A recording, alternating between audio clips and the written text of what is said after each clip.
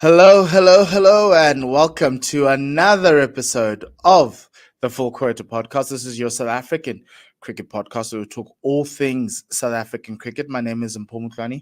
I've got my co-host here is Tim Delace. Tim, how are you doing?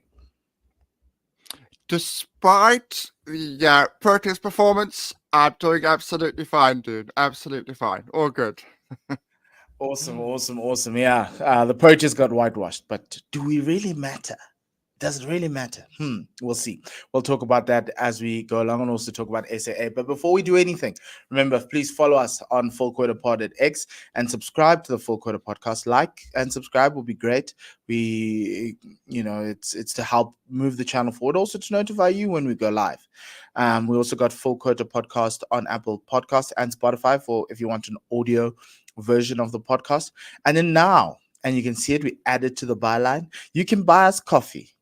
Help us support the cause, help us keep going live and every week and keep good doing this well. And we accept any and all contributions at buymecoffee.com/full quota pod. I'll put this up here as well, just so everyone can see. And the link will be in the description for wherever we are. So really excited about this new development, and you can find the Buy Me Coffee link on Instagram at Full Quarter Podcast, as well as at Full Quarter Pod on Twitter. So we're covering all bases, and it's also on YouTube. So please do. We really appreciate any and all contributions to our fans out there. Okay. We got beaten 3-0. And I know last week, Tim, we said we don't care about the result. But does the 3-0 not hurt? Because it's the second time we're beaten 3-0. Even before the World Cup, they whitewashed us. I don't want to say they smacked us, but yeah. And I felt this one was a little bit more convincing because you kind of saw the gap. South Africa in May tried to be aggressive and they just can't get to that level. This time it was, even West Indies B team is being aggressive. And the thing that irritated me was we were 34 for 2 in that last game at over 7, and it's a reduced game. It's a 13 over game. The fact that we got to 100 is great, but that should have been about 140, 150. And everyone was just so worried about losing wickets. I don't understand. It's 20 overs. South Africa is the one country that's embarrassed about being bowled out in a T20. It's like something that it's like for them in this team, it's like a cardinal sin. But Tim, what did you make of that? What do you think of that whitewash, and does it really matter? Should I just not be angry? Okay, so right now, even though it's been a couple of days since it's been over, it hurts. Of course it does. I'm not going to sit here and say it doesn't hurt. I'm not going to sit here and say seeing us lose in the fashion that we did wasn't disappointing. I'm not going to sit here and say that there were certain individuals in particular, which I'm sure we'll get into, who I was expecting big things. I was expecting big performances from, didn't step up. So there was a lot of general disappointment right now. But as I said at the preview of the podcast for the series, a month from now, I'm really not going to care. I really am not going to care one iota about this series. It means very, very, very little. What I am going to do in a month's time is I'm going to focus on the positives that we saw from the series. And we saw positives in the series. We saw Gwyneth Parker is the real deal. Patrick Kruger stepped up. Those two individuals in particular put a marker down and said, I'm good enough for this level. The fact that we, in a 3-match series, have found 2 individuals that we could put in our 11 and not be worried is a huge plus. So, to answer your question right now, yes, I'm disappointed, but I'm looking at the bigger picture. I'm looking at the fact that we gave guys a chance more than the West Indies did. Yeah, And I agree with you. But let's talk about those positives, right? So you mentioned Gwena Mapaka. What was the positive? What makes you say that we can put him in and we won't be worried? He wasn't overawed by the occasion. He Mm-hmm. wasn't overawed by the firepower from the West Indies, and there was a lot of firepower of the West Indies in this series. A lot of it. Um, he took that on. He bowled in pressure situations. He delivered in pressure situations. He caused them problems, particularly in the first two games. He caused them a whole host of problems. Um, Mm. he's going to get that blowout that he had at the last game. That's going to happen against a firepower team like the West Indies. That is going to happen from time to time. I'm not. I'm not too concerned. If you look at it throughout the series, there are a lot more positives and a lot more evidence for me to Mm. see that he absolutely can play Deserves to in be at the this in the level. side and not be overawed by the situation. No, I agree with you. I think Gwena was, and you could see it even at the under 19 World Cup. You kind of felt, no, this guy deserves to be at the step up. Domestically, he was bothering batters and he was the best bowler for the Lions, even in a team that had Kagiso Rabada at one point in time. And he's learned from a stint from the Mumbai Indians. You could see that this is a bowler who's growing, right? That 140, him piercing 140 all the time, great. There was a game where I thought he bowled well. The second game where he didn't take any wickets, and I thought he bowled well there, especially in the death. To be able to kind of not be overawed by the fact that I'm bowling in the 19th over, which is the most important over in the T20. It's not the 20th, and so much from Gwena, and I was so impressed, so happy, and it's a sign to me that he should be considered in limited over cricket for now. The 4 day, the test match cricket, it will come. We still have enough of a pace. Lock Evan is not as strong as we think for you to allow Gwena to grow into himself without a lot of pressure and to have him be there in 2026 for the World Cup. I looked at it and I was like, this kid should be in that squad in 2026. If we look at it, 2 years' time, he'll be competing with Gerald, Nandre. Nandre didn't have a great tour, but and Lungi, right? And the only difference between him now and those guys would be the other balls that he need to bowl. He needs to bowl. But for now, I'm happy. 18 years old, bowling 140 clicks an hour, and yeah, he didn't. Yeah, and it's contrast to a guy like a Vian Mulder who came from the same school into the protest setup and just was overwhelmed by the occasion. Gwena's the opposite, which is really, really good. Um, the other positive, Patrick Kruger, amazing. I didn't play in SA20, CSAT 20 when he started. I remember there was a game against the Lions where he, in a 50 over match, where he just tore them apart. A 100-run partnership. I don't know who it was with, but he was just unplayable and a power hitter in that 50 over format. And then they translated it into the CSAT 20, and he was just really, really strong for the Warriors. And the question I always asked was, where does this, what level is he at, right? You can look at players and Patrick Kruger is not like a Vian or an Aiden where you can automatically see with your eyes that no, this guy's an international player. Patrick Kruger is a hard worker. He has worked for everything he's gotten, and the fact that he arrived in the scene and he played the way he did reminds me of a guy. It reminds me of, not necessarily, but the attitude is like a Lazard Williams esque. Lazard does not get overawed by the occasion. Every level that Lazard has played at, he has been uh, he has been a good player at that level. And what we saw in Patrick Kruger was why are we fighting with Vivian Mulder? Why are we busy looking at that? Serviceable fifth, sixth bowling option. Really, really good at the death with the batting. And he's actually, his more focus is with the bat. So I'm looking here going, Patrick Kruger's emergence in the side spells some really, really bad news for Vian, even in 50 overs cricket, because I think Patrick's a better 50 over cricketer than a T20 cricketer. And we saw it in the series, and I'd like to see it in the summer. I'd like to see him play a lot more, and we're seeing it now. Even he's in the SAA squad for the Sri Lanka A series. We're going to talk about that. If there ever was a guy who had a great winter, a great off season, it's Patrick Kruger. He's going to get an SA20 contract. He's probably going to be one of the more sought after players in the SA20.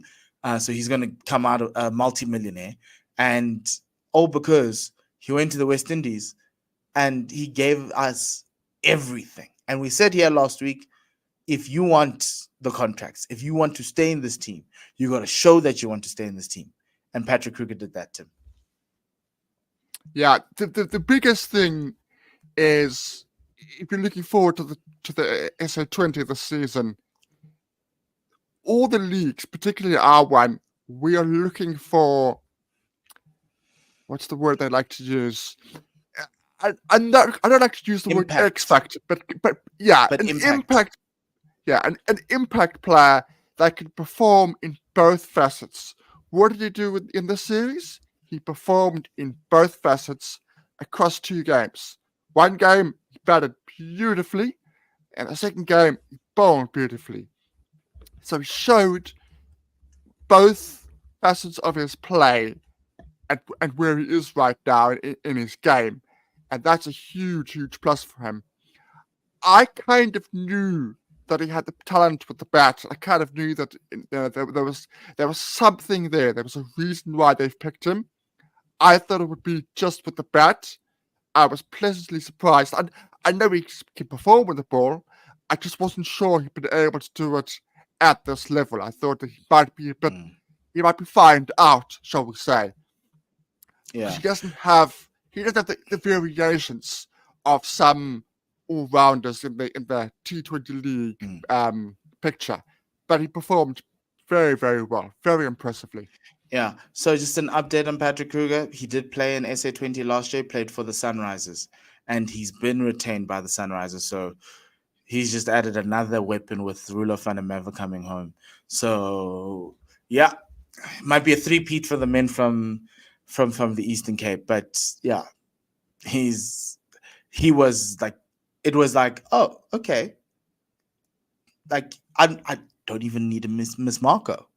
And you know, this guy is just a good all-round cricketer, and he knows what he needs to do with bat and ball to become a very good contributor in the side. So yeah, be interesting to see him going forward. Did you have any other positives, Tim? Well, I know a lot of people talking about him, and it's just really nice that the consistency is coming into his game. It's just Tristan Stubbs. So yes, it wasn't a surprise. It wasn't a wow moment. It was just a cementation of what an incredible talent he is. What an intelligent, talented, and very, very dangerous play in this format. That continuation of performance with the Proteas is it just shows you how good he is. So yeah, just on that, not that I was surprised as such, but just pleasantly pleased that he's still performing at this level and on a consistent basis. Yeah, Tristan Stubbs, highest run scorer in the series across all teams, both teams, 144 runs at an average of 48 with a strike rate of 177. Faced 81 balls, and he hit 14 fours and 7 sixes, which is 21. So that's more than 25% of his balls were boundaries, which that's 1 in 4, and it's a really really good stat. So that's like he was sensational, our best player. He's the reason why we got to 190 after being nothing for 5, and Patrick Kruger and him just carried us to 100 and was it 170 with that partnership. He's the reason why we went from 34 at over 7 to 110, 106 in over 13. He's if he can bat like that in that middle order, and he can be consistent about it. Less pressure on Devin Miller, less pressure on Heinrich Klaassen, and we get to see the bomb squad element of this batting lineup that we were hoping to see in that World Cup final, but we never got to see that because Bumrah and his people. But I thought it was good. Okay, Tim, those are the positives. Negatives. Who did not cover themselves in glory in this T20 series?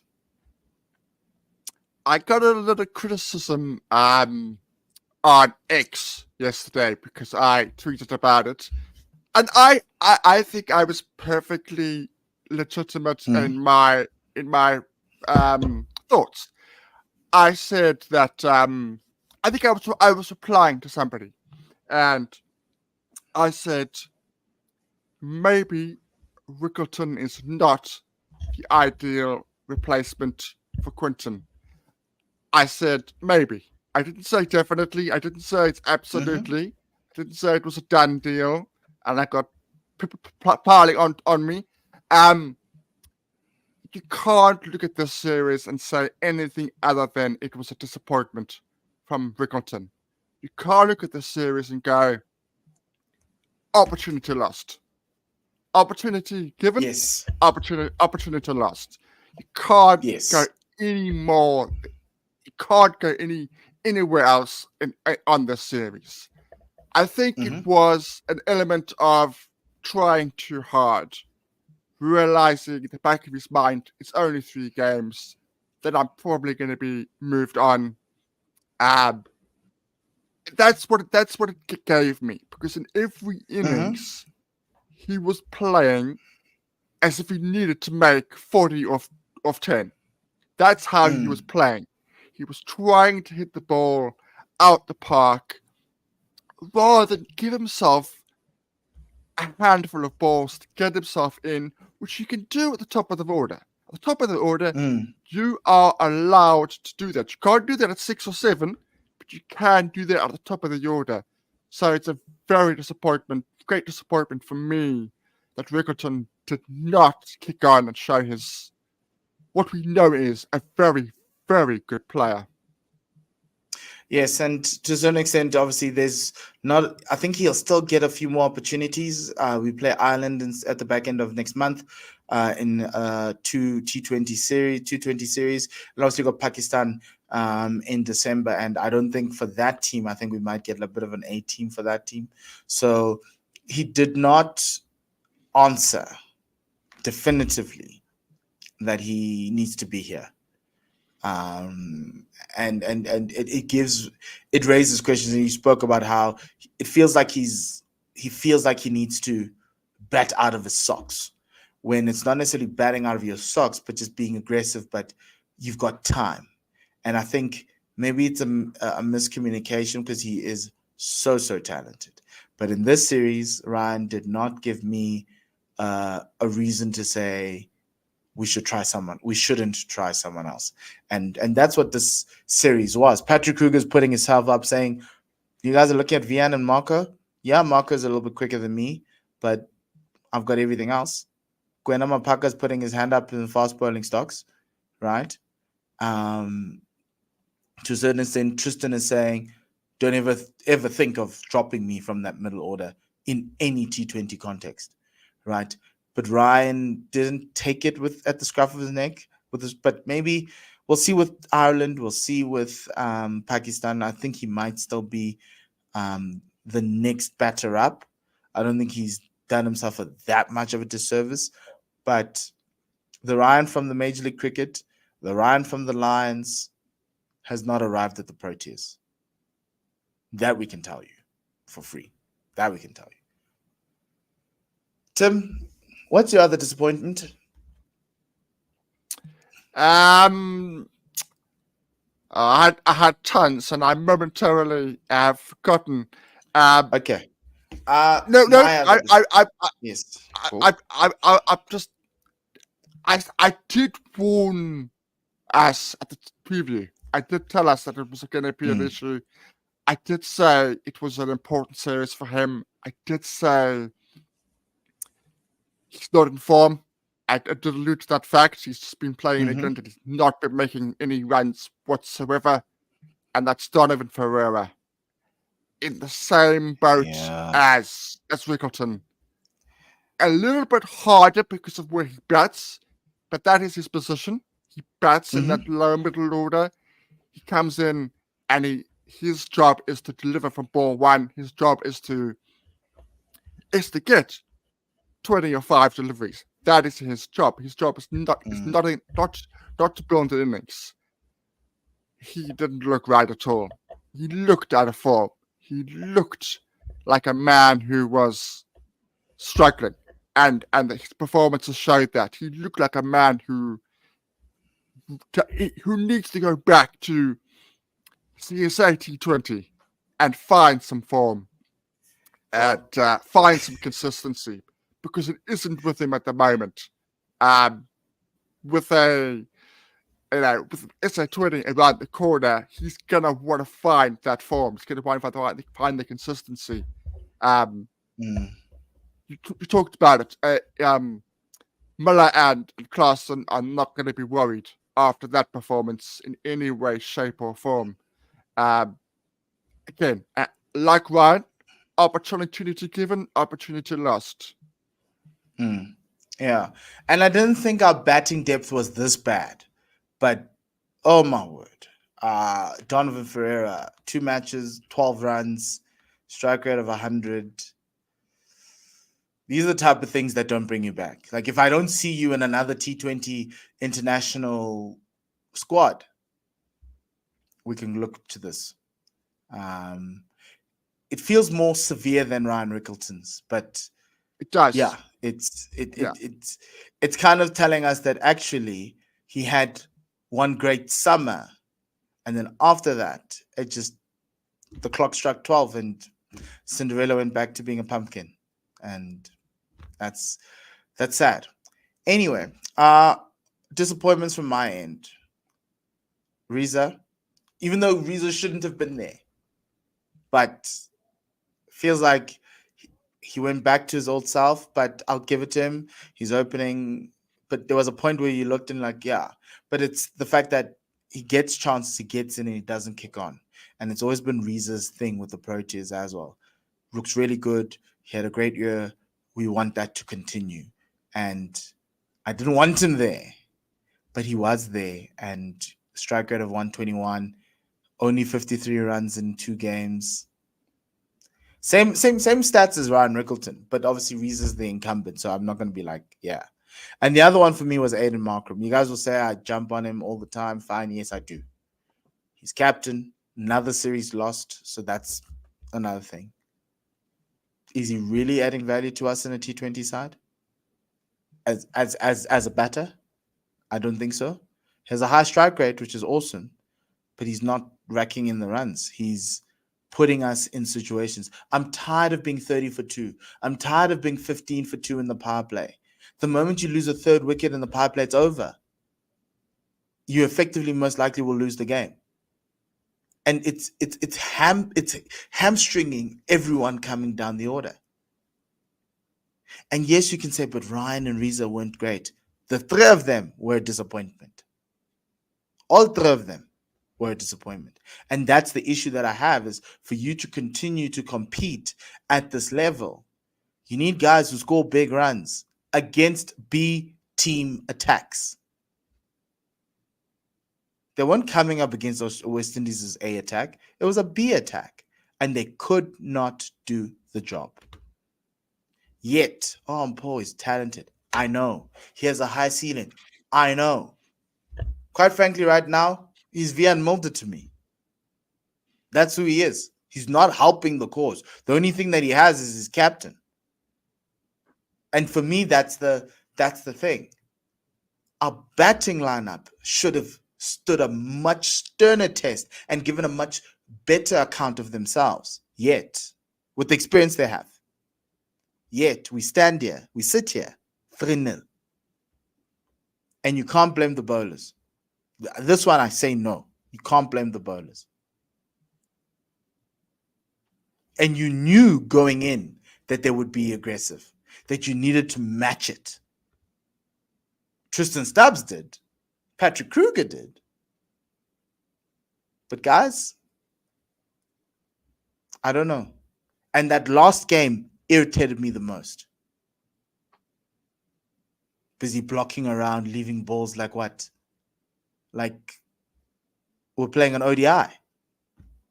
It's 13 overs, Oaks. It'd be a miracle if you all got bowled out in 13 overs. It would be a miracle.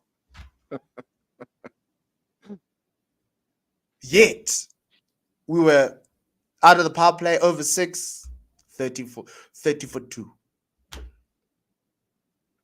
The only thing I would say, I agree with everything you said. And if we're winning T20 series after T20 series, it wouldn't matter as much. It would still matter, but matter as much. But the only thing I will say is we were hampered in that last game. Having to go off and then come back on, and then, that definitely hampered us in the way that we went about it in setting a total. Having to go off after 5 overs and then come back on after the rain definitely had an impact on how we went about setting a total. We still went about it in the wrong way, but it definitely did hamper us. Yes. Yeah, it did. Okay. We said the series doesn't matter, right? But it hurts and we're angry so I think let's just leave it there. If we didn't mention you, we look forward to seeing you in other T20 international squads. You didn't, hurt yourself that badly. But yeah, I'm tired of losing T20 series under Aiden's watch. It's bothering me. I don't know why. But yeah, we're getting into this thing. But look, if it helps us get to World Cup finals, by all means, lose them all. But I think we learned a lot about the players that did well and some of the players that didn't do well.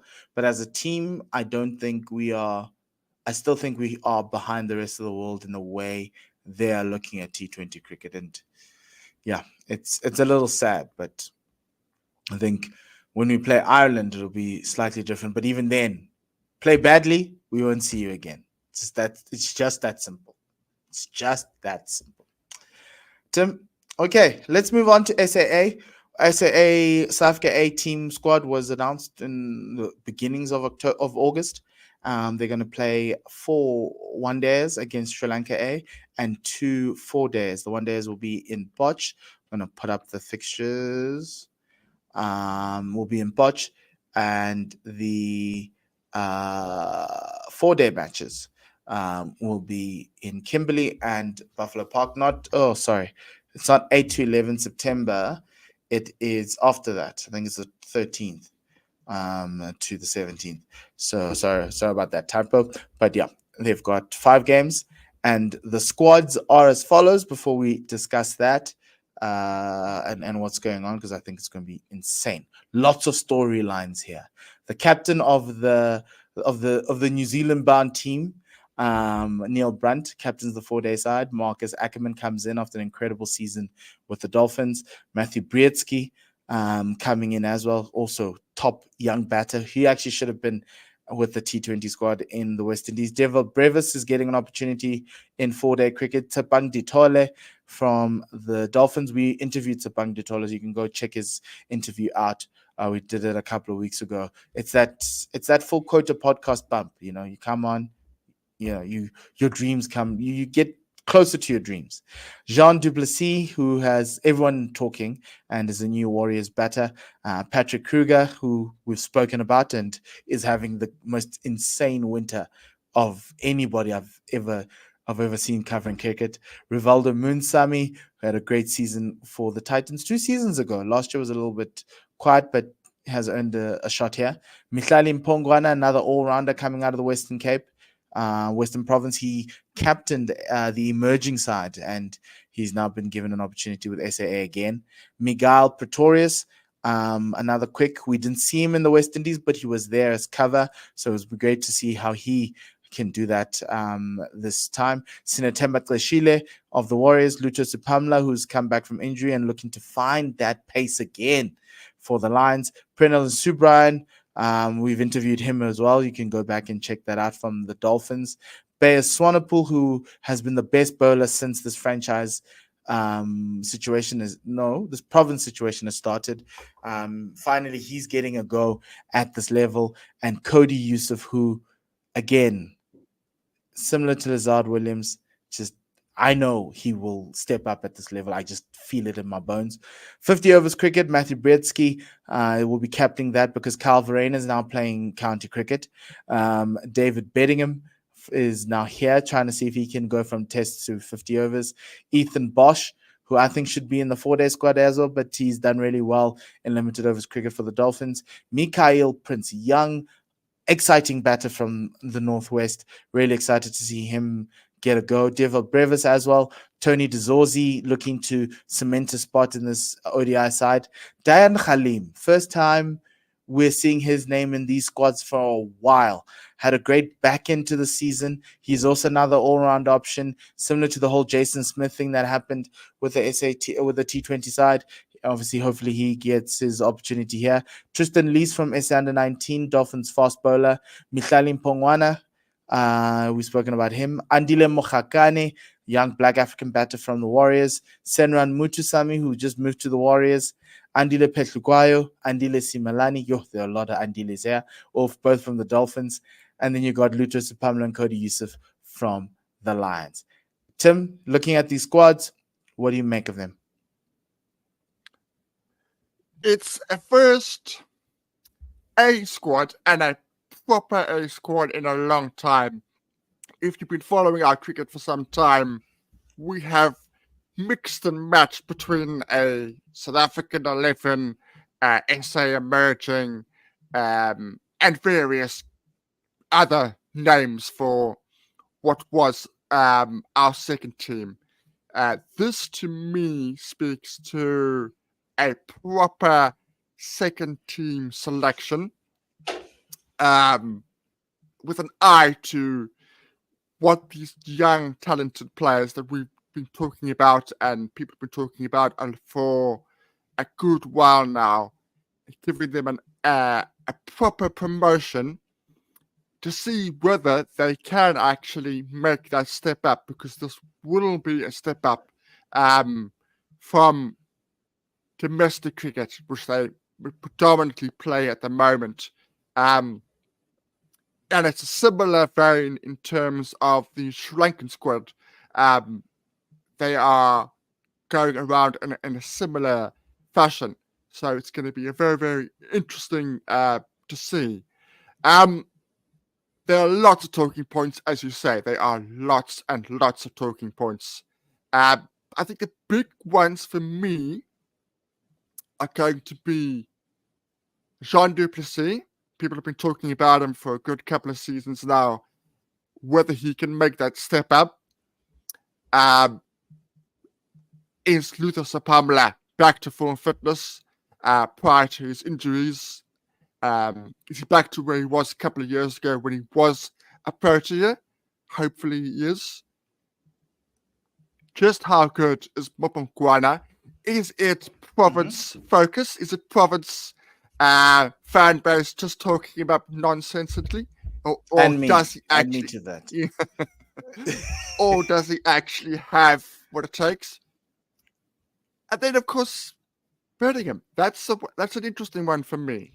I said prior to his test selection that he should be playing both formats, not the T20s, the 50 over out there and the tests. The way he goes about it, he has the game. I wasn't at all sure that I know the Proteas didn't see it that way. It'd be interesting to see that their thinking has changed on that, whether they do actually see him as a potential to play the 50 over game. Very interesting. No, it is. But there are And lots. Yeah. you've got into the storylines, right? And for me, picking up on that, like it's Dan Khalim. Is this like his last chance? Is this like them telling him, if you keep doing this, you can get there, right? Because I still think he hasn't hit the highs of what we hoped he could do. And then looking at the other side, Marcus Ackerman is a shoe-in for that test side. He is so close to that test side, he can smell it, right? Bretsky as well. Deval Brevis is more of a show us you are amazing, and then you can come into the side. Essentially, everyone knows how good he is, but he needs to. This series for me with Deval Brevis is for him to show us that he can walk into the side, that he's the most talented player on the field, right? Jean Duplessis is an ode to him having a great season and someone who we think can make the Proteas in the next 2 years. Patrick Kruger as well. If Patrick Kruger just, oh my word, imagine what you could do with Patrick Kruger sitting at 7 and as an all-rounder who can bat and bowl. Just as good as Vian Mulder, but better with the bat, and a hard worker and I know Vian's catching strays, but he actually should be in this SAA squad, by the way. Miguel Pretorius as well, but you spoke about Luto, Yeah. I was just gonna say that all-rounder battle in the 4-day competition is going to be very, very interesting. All of them have legitimate reasons claims. to be promoted. There we go. Claims to be promoted. All of them have delivered at the level just below this. All 3 of them. It's going to be very, very interesting to see who comes out on top. Yeah, it is. Is there someone you not happy that they aren't here? The last couple of A series of that and the various conglomerates that we've had, versions of it, there've been plenty. I've been screaming at the television saying, this person, that person. It really is a testament to the selection of both these squads. And I can't sit here and go, absolutely. The only one that I would say, but it then becomes a question of, what is he? I say he's a batter. I think the Proteas selection panel, coaches, they don't. And I'd say Jason Smith. I think Jason Smith in that 4-day competition is a shoo-in. What he's delivered over the last, since he's gone to Durban, for me is a guarantee. Is his promotion to the Proteas a sign of, you're better than that? We see your talent, and we're actually going to bring you in the Proteas wider squads. I'd be interested to know what their thinking is around that, because as we saw he played the T20, didn't really get enough time to show his talent. He only played one game. That's the only one that I would say that is glaringly obvious that's not there. No, I'm with you as well, and I think it's an interesting one. But my guy would be Lesego Senokwane. I thought he'd get promoted to the SAA squad after his incredible series with SA Emerging. He's done that at domestic cricket at that level, and in the 4-day side, I think for Northwest. Now obviously he's in Free State. I would have loved for him to be in the side. I thought they missed a trick here, but I feel like the 4-day squad is more of a if you're good and if you play well, you'll be considered for it again and you'll be in. But there's a lot of guys here who are effectively like on the last chance. The Sheila is probably one of those guys, especially with Sinokwane coming in. Um, it is Brian, Subrian, probably even yeah, Subrian, and then possibly a Luto Sepamla. If Luto doesn't do anything here, he might not be back in the setup in a while. But obviously, there's a lot of people who are new here, and even the Patrick Kruger, it's an experiment. If it doesn't work out, I don't think I'll see him. I'd be mad if I don't see him again, right? But it's you can see that they're trying something, and they're trying to give a chance, right? But my only question for me is the Andile Petluguayo situation, right? Is Andile still part of the plans going forward, 2027? Um, would it not have been better to try someone else? Um, I get Andile's bowling. I think he's really, really great. It's the batting that's the issue. Even at the Dolphins, you can see it. It's the batting that's the issue. So I don't know what you learn from that. Everyone else, you can see, right? Guys are getting opportunities. Guys are getting chances to put their hands up. Andile has been here many times. Is it? We've seen what he can do. You know what he can do. It's a question of could you not have okay, look, Patrick Kruger would have been rolled out everywhere, but I don't think he's going to make the ODI squad because he was in the West Indies. But it's a guy like him. I'd have loved to see him in that position, right? And see how he plays instead of trying Andile again. But I'm excited for Andile Semelani. I'm excited for Andile Mokhakane. I think he's going to blow everyone away. And it's a really, really awesome SAA squad. Lots of stories, lots of different ways of getting into cricket, different starts. Like Dan Khalim gets one of his first few SAA call-ups. Actually, I don't think he's ever gotten an SAA call-up. It's under correction. You can let me know in the comment section. And I still think he's not there at his potential. But he had a great SA20. He had a decent SA20. He was a contributor. But a player like a Diane, you need to, in South Africa, if an all-rounder, we're looking to see if he's Jacques Callis. We thought he could be the newer version of the younger version of Jacques Callis. It never worked out. And he's been in the system for about 6-7 years. And it's about time that he steps up and takes it. And this is one of those call-ups where, like, you know what, yeah.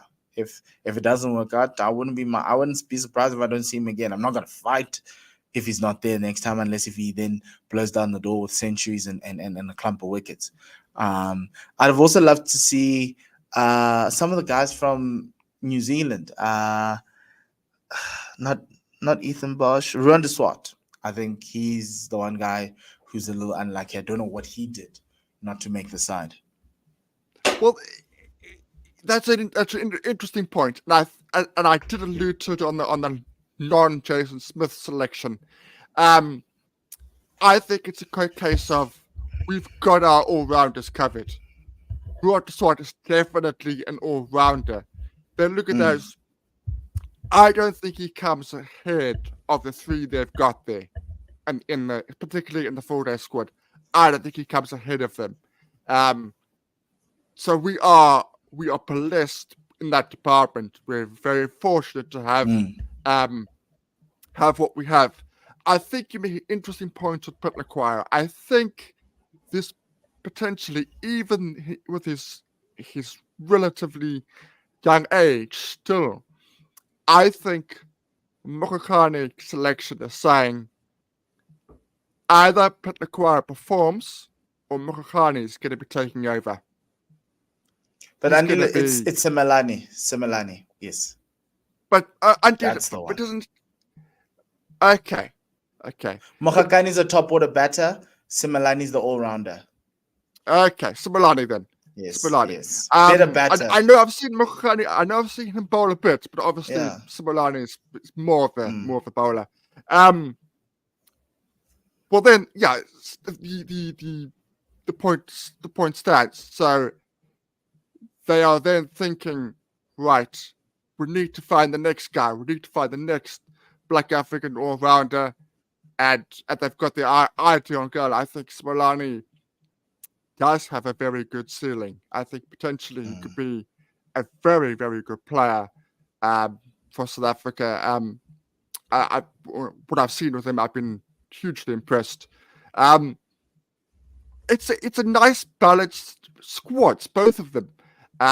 If you look at the average age is around 25. So that's a really good balanced squads for both sides. I'm very excited. I'm not normally excited with A series, but I think with the lack of Test cricket, we are going to see more of these types of series. And I'm pleased. At some point we will do a review, perhaps, of a performance that we see, and we'll bring in our Sri Lankan expert. But in their squad, they've got 10 players that are playing for Sri Lanka, so they're not bringing spring chickens here that are just out of school. They're bringing genuine talent, so it should be a really interesting series. Yes, it should be a really interesting series, and good luck to all of them. And you can watch actually on the CSA YouTube channel, so that's a great thing for all those who are interested. And I know Tim and I will be there sitting and watching. Outside of that, Tim, I think let's wrap it up. And yeah, thank you very much, everyone, for watching and listening. Remember, please do follow us on Twitter at Full Quarter Pod, YouTube, like and subscribe. And you can send through your comments. We love your comments. We like answering them. And then also on Apple Podcasts and Spotify for the audio people. And then finally, if you want to buy us some coffee, take us out, around the corner, please do. We appreciate all the contributions at buymecoffee.com/Full Quarter Pod. I'll put all the link in there for everyone who's interested. Outside of that, thank you very much, Tim. And yeah, have a great week, everyone. We'll be back next week talking more things in South African cricket. Goodbye and lesale kakahiso.